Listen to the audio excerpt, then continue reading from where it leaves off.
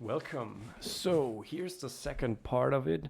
For those that did not watch the first one, I just made a deck building guide, whatever, where I'm just guiding you through the process that I'm going through when I'm creating something. Um, and this one is just about talking about my experience from my last locals and also talking a little bit about what's going to happen in the weekend because the offline regionals in Mülheim are this weekend, and I'll be there. And I will bring either one of three decks. Obviously, I'm not going to show you the deck list right now because even though I only have like 50 subscribers and I'm so grateful, it's not even 50, it's 47. And I'm grateful for every single one that sits here and listens to me talk about whatever. I really appreciate that. Absolutely love it. Um, so thanks for that. But the thing is, I don't really know what I want to play there. The thing is, I do love, obviously, as you have known. That's probably why you did subscribe me. I did. I do love the crocodile. I have this mat since season 1, and I just love the dude. But he's kind of shitty, and I'm not really having a good time struggling so much against the aggro, the aggression, and it's just kind of it's so uphill every single time. And if I play that 10 rounds, I'm just like I'll just die, mental fatigue, and I'm not feeling it. So I at the start of the set, and because I absolutely love him, created myself this one, the Magellan playmat, and from Etsy, like Luca from Etsy, from Magic, whatever Magic Circle. It's not sponsored by anyways or means, but they make super good play mats, and yeah, I just you can just write them and send them a picture, and they do you these really good mats. And yeah, I had a really good time playing Magellan. Um, but actually, people have realized how to play him. People have realized that he's actually really decent, and so I've kind of lost my drive on him. Even if that's really stupid, right? I mean, I won that display tournament with it, and then now we do have people going top cut, making top cut with him. So it could be an ambition to be the first one to win a regional with Magellan, right? So yeah, I have the deck ready, and it's like, do I really want to go Magellan? Because in the last week, or last 2 weeks, I've played a million games with Sakazuki. Actually, this one is actually just bought from whatever side. It was already um, prepared. It was already pre-selected, right? I just clicked it and bought it, while the others are basically self-designed. This one was already ready, but it looks really sick. And as I said, I really enjoy the style that Sakatsuki brings. Unlike Smoker, which I kind of think is is pretty lame. It's pretty whack. Sure, um, by by using his hero power, the opponent has to basically play around that by not using one drops or playing one drops and then using them aggressively, so that you have to clear them out. But yeah, generally speaking, I don't. I just find Smoker pretty underwhelming, and no one plays Zakasuki, right? So I took it upon myself to create a deck list and a play style that can actually make use of his hero power. And I think I did a relatively good job at that. I just don't know if it's good enough yet to be played in Mülheim. I will try that out on Friday for the last time. If I should win that local, then I will take it to Mülheim. If not, I will most likely take Magellan. But the last local that I played with this deck, was phenomenal. I completely smoked all of them, and it didn't matter if it was Zoro or Law or whatever. I just completely rolled over them. Big premise, though, just like Black has that, is that going first puts you in a really bad spot because you have such a hard time getting that 10 drop out, and you're basically always playing off curve because all your good cards are like 4 drops, 6 drops, 10 drops. So that's a little rough, but yeah, I like the deck that I have is decent going first. It's okay. You're not auto losing, but you're having a much better time going second. Um, and that's a really rough thing. So yeah, I don't know what I'm going to play in Mulheim, and that's a little frustrating because I feel like I don't have enough time to try out all the things that I have in mind. Like I'm constantly evolving. The Crocodile deck is evolving. The Akainu deck is evolving, even though it's evolving in very small steps because like we have so little cards in black at the moment. And like the Magellan deck is just pretty good. It is a little different from what I've uploaded. Like when I won the tournament, I've changed a little bit about it, but not a whole lot. It's just very good, especially like if you're drawing well because you can search so much and like it's just very consistent. A lot of 2K counters. Like the deck is just really good, and yeah.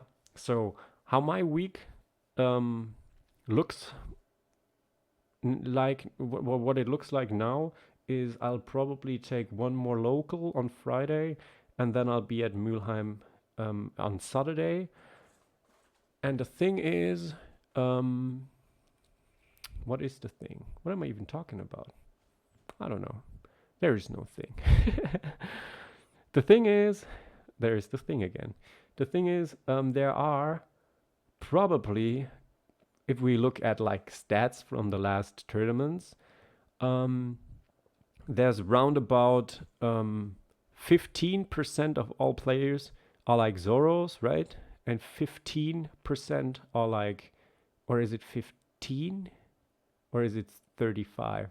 I don't have the statistics right now. I don't want to bullshit talk you, so I won't say anything about it. Let's just focus on the thing that I definitely know. If I were to make top cut, if we look at the top cuts from the last like few weeks or the last week, preferably, maybe I'll add it in here somewhere if I won't do it. Okay, let's not lie. I won't do it. But the thing is, we had like top cut 16 people, and we have like 5 laws, 4 Whitebeards, whatever, 4 Zoros. Okay, so top cut's already basically over, and like one Kaido, one whatever, doesn't matter basically.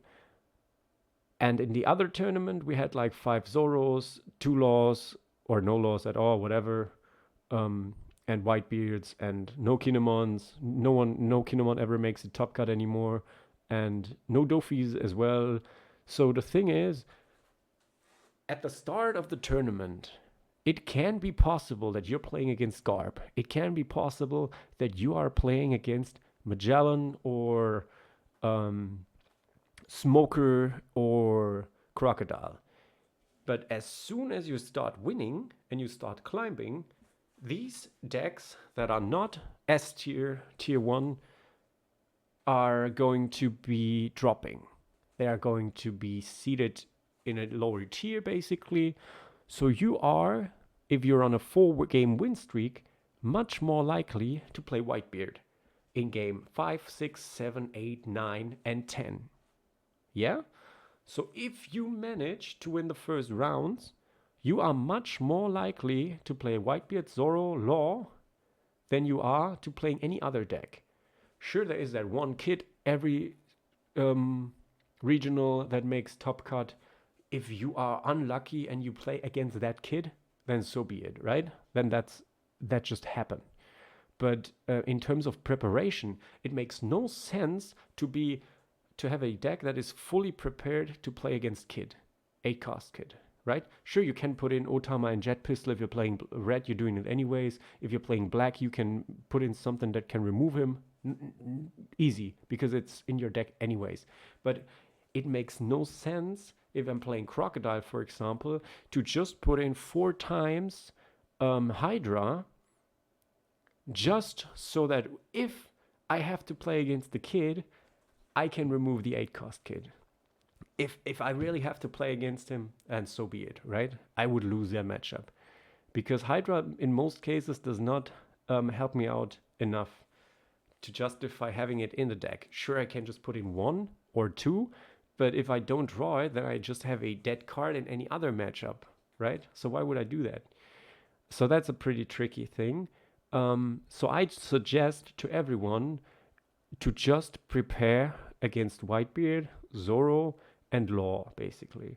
I mean, Zoro and Law is pretty cool because they have a similar play style. Law plays nothing that is above cost 5, and Zoro basically only just plays the Whitebeard, which is above 5, which means like stuff that removes 3 drops or bounces or whatever works efficiently against both of them, right?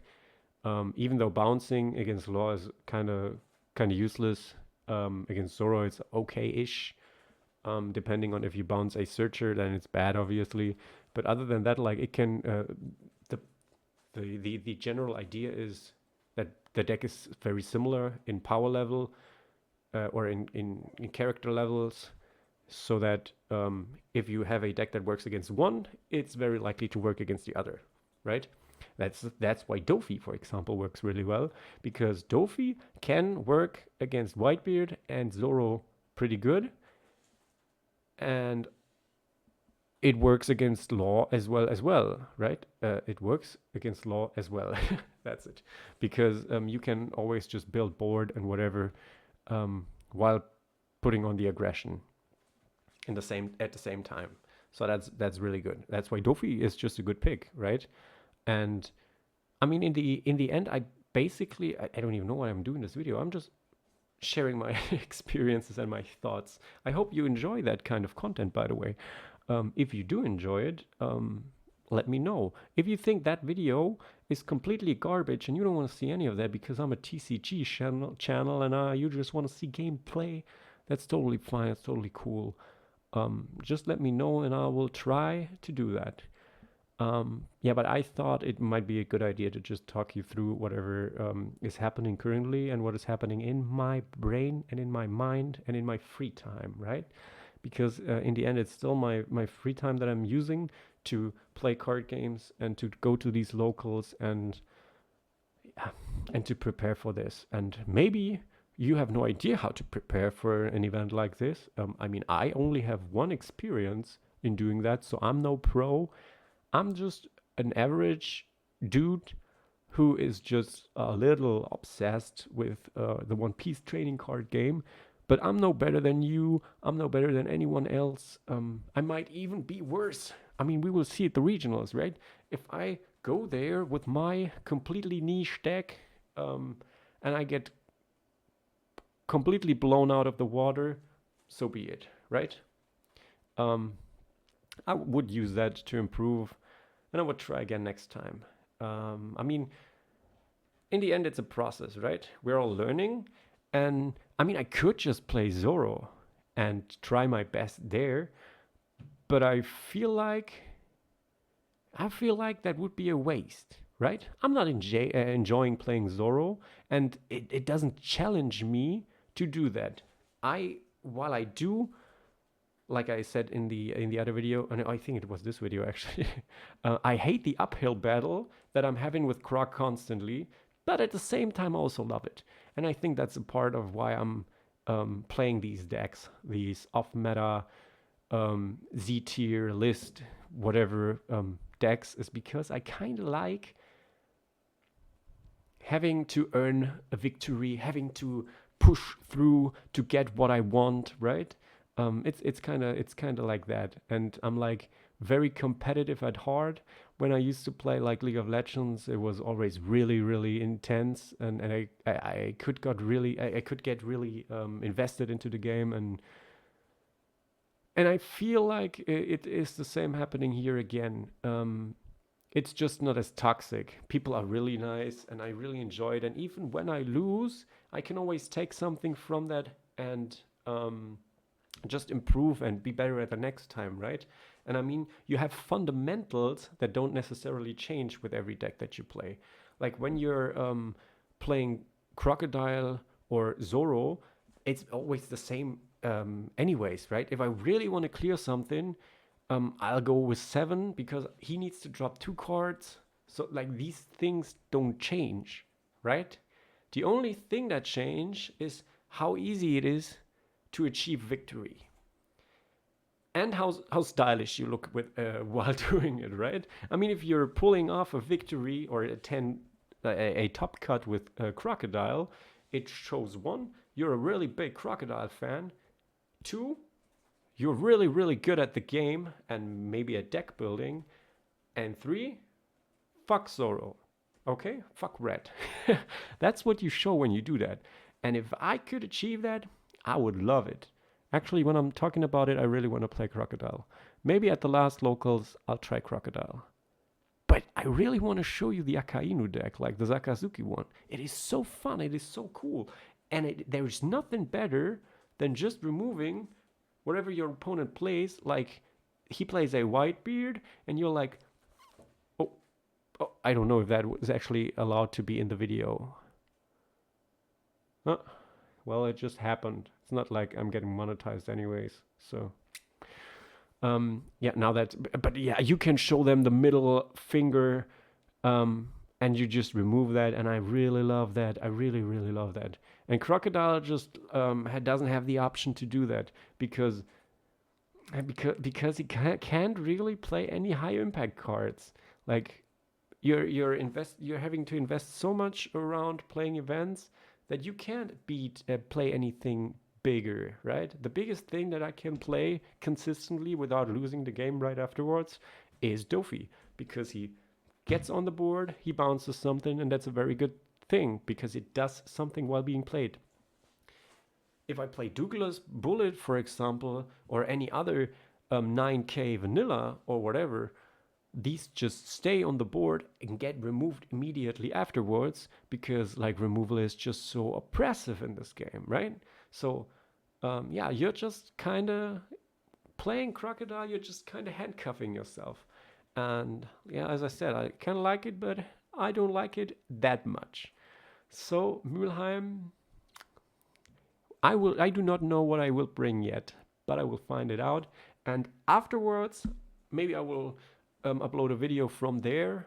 Maybe I'll make a video. I don't know. I don't have a really good cam. Like I could make one on my phone if you're interested in that. I could show you how things look.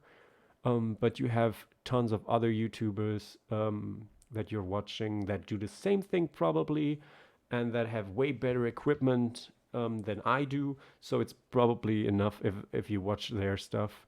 But if you're really interested in seeing my perspective from it, I can obviously just film a little bit with my handy cam, mobile phone cam, and upload it after the weekend. And I can make a video talking about my score, what matchups I had, what I decided to play, obviously, and yeah, I will keep you updated on how things went. So, wish me the best of luck, and if we meet there, I think I said it in another video. If we meet there, greet me, say hello, whatever. I'm happy to meet you. I mean, if you're one of the 47 people that have subscribed me, I'm so grateful. And maybe I'll invite you to a Coke or whatever. Coca-Cola.